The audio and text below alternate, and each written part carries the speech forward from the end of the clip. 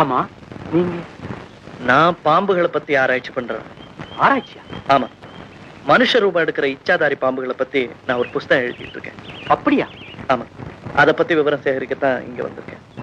இச்சாதாரி பாம்புகளை பத்தி இதுவரையில் ஏதாவது விவரம் கிடைச்சதா? ஒரு பாம்பு 100 வருஷத்துக்கு மேல உயிரோட இருந்தா அது இஷ்டப்படுற மனுஷ ரூபத்தை எடுக்க முடியும்னு புஸ்தகத்துல படிச்சிருக்கேன். அவ்வளவுதான். உண்மைதான். ஆனா அந்த மாதிரி இச்சாதாரி பாம்புங்க லட்சத்துல 1-2 தான் இருக்கு. 100 வருஷம் தவம் பண்ணதுக்கு அப்புறம் தான் அந்த பாம்புக்கு அந்த சக்தி கிடைக்கும். அதத்தான் இச்சாதாரி பாம்புன்னு சொல்லுவாங்க. சாதாரண பாம்புகளை பாக்குறதே கஷ்டம்.